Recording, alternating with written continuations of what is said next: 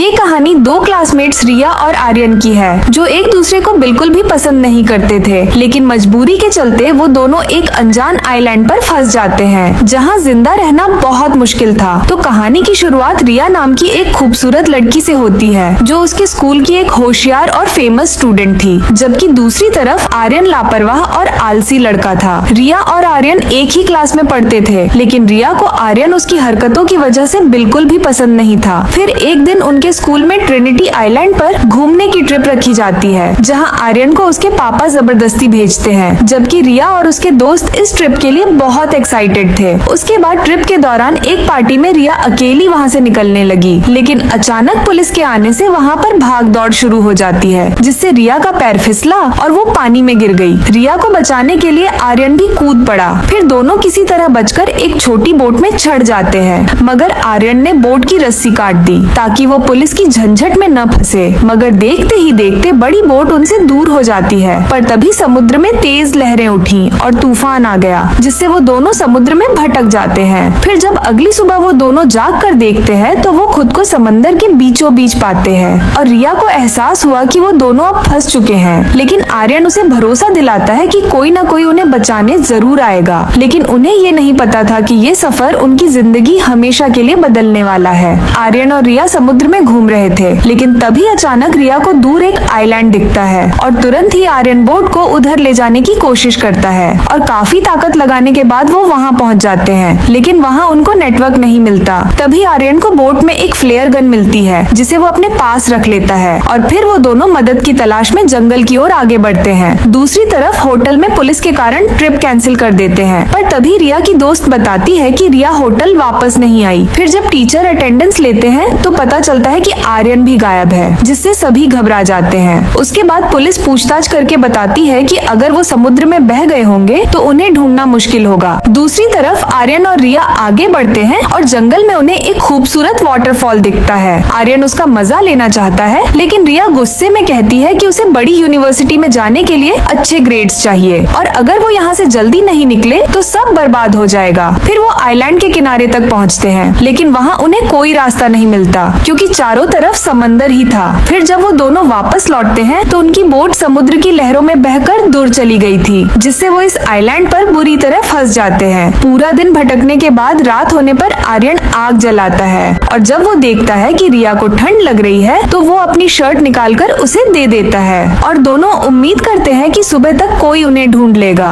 अगली सुबह रिया समुद्र किनारे हेल्प लिख देती है ताकि ये देखकर कोई उन्हें बचा सके। इस बीच होटल में मैनेजर रिया और आर्यन के पेरेंट्स को बताता है कि पुलिस को एक छोटी बोट मिली है, जिससे सबको उम्मीद मिलती है कि वो दोनों जिंदा हो सकते हैं। फिर आइलैंड पर हम देखते हैं कि रिया पानी लेने जाती है, जहाँ पर उसे महसूस होता है कि कोई उसे देख रहा है, इसलिए वो डर के मारे वहाँ से भागकर आर्यन के पास आती है और फिर वो दोनों मिलकर उनके रहने के लिए एक झोपड़ी बनाते हैं। उसके बाद खाने का इंतजाम करने के लिए आर्यन एक केले का पेड़ ढूंढता है और दोनों पेट भरकर खाते हैं। फिर गर्मी के कारण रिया अपनी फुल पैंट काटकर छोटी चड्डी बना देती है, जिसमें वो एकदम रापचिक माल दिख रही थी। फिर रात में जब आर्यन सोते हुए रिया पर हाथ रख देता है तो रिया उसे कुछ नहीं कहती, क्योंकि उसे भी मजा आ रहा था। अगले दिन जब रिया वाटरफॉल में नहा रही होती है तो आर्यन उसे देखने के लिए आ जाता है। ये देखकर रिया शर्मा जाती है और आर्यन को वहाँ से जाकर पहरेदारी करने को कहती है, क्योंकि उसे लग रहा है कि इस आइलैंड पर वो अकेले नहीं है। दूसरी तरफ रिया की माँ न्यूज में देखती है कि पुलिस ने अब केस को लाश ढूंढने के मिशन में बदल दिया है, क्योंकि उन्हें लगता है कि रिया और आर्यन अब जिंदा नहीं है। इसलिए अगले दिन जैक और रिया की माँ हेलीकॉप्टर लेकर रिया और आर्यन को ढूंढने निकल जाते हैं। उधर आइलैंड पर रात होने वाली थी और रिया अपने परिवार को याद करते हुए आर्यन से बात कर रही थी, पर तभी आर्यन को एक इंसानी खोपड़ी दिखाई देती है, जिससे देखकर रिया की फट जाती है और वो सोचती है कि ये भी किसी की तरह यहाँ फंस गया होगा और अब उनकी भी यही हालत होने वाली है। लेकिन आर्यन उसे समझाता है कि ये शायद कोई मछुआरा या फिर स्मगलर रहा होगा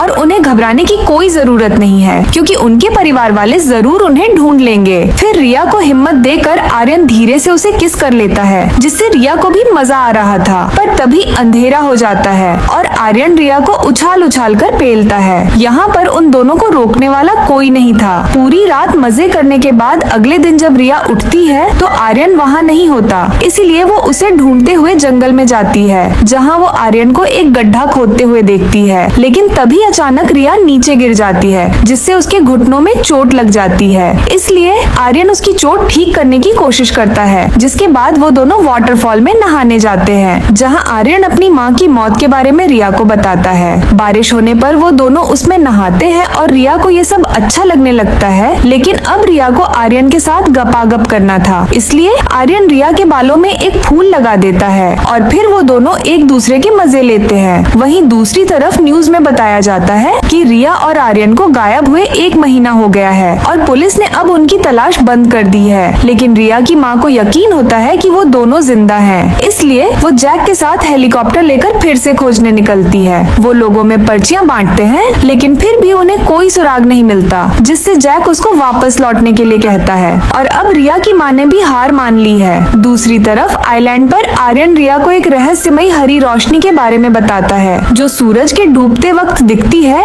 ऐसे ही दिन बीतते जाते हैं और दोनों आइलैंड की खूबसूरती का आनंद लेने लगते हैं। वो समुद्र में नहाते हैं और मस्ती करते हैं और जब भी उनका मन करे तो वो गपागप करते हैं। आर्यन के मजे लेने के बाद रिया उससे पूछती है कि तुमने पहली बार किसके साथ मजे किए थे? तो आर्यन कहता है कि मैंने मेरी एक फ्रेंड के साथ पहली बार गपागप किया था, जो उम्र में मुझसे बड़ी थी। फिर आर्यन रिया से पूछता है कि तुम्हें मेरा हथियार कैसा लगा, जिसपे रिया कहती है कि मुझे तो बहुत मजा आया, लेकिन जल्दी में तुम अपना हथियार इधर उधर डाल देते हो। ये सुनकर आर्यन फिर से रिया की लेने लगता है, लेकिन फिर एक दिन जंगल में फल तोड़ते हुए उन्हें एक प्लेन की आवाज सुनाई देती है और तुरंत ही वो खुले इलाके की ओर भागते हैं। लेकिन जब आर्यन फ्लेयर गन निकालने के लिए रिया के बैग में देखता है तो वो उसे नहीं मिलती। दूसरी तरफ प्लेन भी काफी दूर जा चुका होता है और अब वो दोनों मदद मिलने का मौका गंवा देते हैं। फिर रिया फ्लेयर गन ढूंढने लगती है, लेकिन उसे भी नहीं मिलती और उसे एहसास होता है कि इस आइलैंड पर कोई और भी है जो उनकी चीजें चुरा रहा है। कुछ और दिन बीत जाते हैं, लेकिन उनके ऊपर से अब तक सिर्फ एक ही प्लेन गुजरा है। फिर एक दिन वो दोनों झोपड़ी में बैठकर बातचीत कर रहे होते हैं। रिया कहती है कि शायद हमें अब घर जाने की उम्मीद छोड़ देनी चाहिए और यहीं अपनी जिंदगी बिता लेनी चाहिए, पर तभी अचानक आर्यन को जंगल से किसी जानवर की आवाज आती है और वो उसे देखने चला जाता है। रिया को उसकी चिंता होती है, इसलिए वो भी उसके पीछे जाती है। आर्यन जैसे ही थोड़ा आगे बढ़ता है तो उसे एक काला पैंथर दिखाई देता है और घबराकर वो वहाँ से भागने लगता है। भागते भागते वो गिर जाता है, लेकिन जब रिया उसके पास पहुंचकर देखती है तो आर्यन ने उस पैंथर को मार दिया था। उसके बाद हम देखते हैं कि उनके दोस्त और परिवार धीरे धीरे अपनी जिंदगी में आगे बढ़ जाते हैं। वहीं रिया और आर्यन ने भी अब इस आइलैंड को अपना घर मान लिया है। उन्होंने शिकार करना सीख लिया है और अब यहीं खुश रहने लगे हैं। लेकिन एक दिन रिया को अचानक उल्टी होती है और आर्यन घबराकर उससे पूछता है कि क्या तुम प्रेग्नेंट हो? रिया मुस्कुराकर मना करते हुए कहती है कि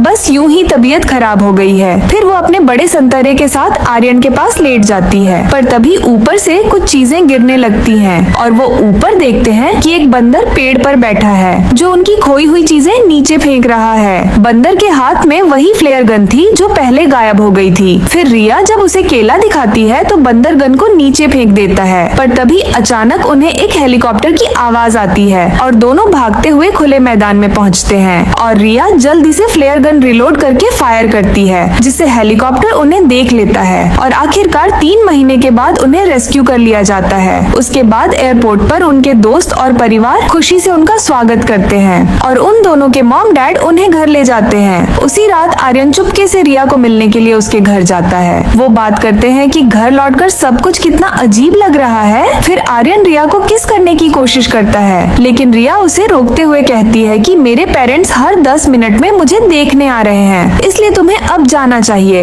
अगले दिन रिया के पेरेंट्स उनकी वापसी की खुशी में एक पार्टी रखते हैं। उस पार्टी में आर्यन खुद को अकेला और सबसे अलग महसूस करता है। फिर वो रिया को इशारे से अपने पास बुलाता है, लेकिन रिया उसे इग्नोर कर देती है और आर्यन मायूस होकर पार्टी से चला जाता है। धीरे धीरे सब कुछ पहले जैसा हो जाता है। रिया आइलैंड से वापस आकर और भी फेमस हो जाती है, लेकिन आर्यन अभी भी अकेला ही रहता है। जब भी वो एक दूसरे के सामने आते हैं तो बस चुपचाप एक दूसरे को देखते हैं। कुछ दिन बाद रिया आर्यन को कॉल करती है, लेकिन आर्यन उसका कॉल नहीं उठाता। फिर रिया की बहन उसके रूम में आकर कहती है कि जब तुम लापता हुई थी तब हमने तुम्हें बहुत मिस किया। हमें लगा था कि हमने तुम्हें हमेशा के लिए खो दिया, लेकिन अब जब तुम वापस आ गई हो तो सब कुछ फिर से ठीक हो गया है। ये सुनकर रिया उसे गले लगाकर कहती है कि तुम मेरी सबसे अच्छी बहन हो और फिर वो दोनों पार्टी में जाने का फैसला करती है। दूसरी तरफ आर्यन अपनी माँ की कब्र पर जाकर रोने लगता है। उसी रात आर्यन के पिता उसे अपना कोट देकर पार्टी में जाने के लिए कहते हैं। दूसरी तरफ रिया अपनी बहन के साथ पार्टी में पहुंचती है, जहां पर रिया की दोस्त उसे एक सरप्राइज देने के लिए बाहर ले जाती है। जैसे ही रिया बाहर आकर देखती है तो तेज बारिश में आर्यन कोट पहने उसका इंतजार कर रहा था। ये देखकर रिया को आइलैंड की सभी यादें ताजा हो जाती हैं और तुरंत ही वो बाहर आकर आर्यन के पास जाती है, जिसके बाद वो दोनों मुस्कुराते हुए एक दूसरे को देखते हैं और फिर एक प्यार भरी किस करते हैं और इसी के साथ ये कहानी यहीं पर खत्म हो जाती है।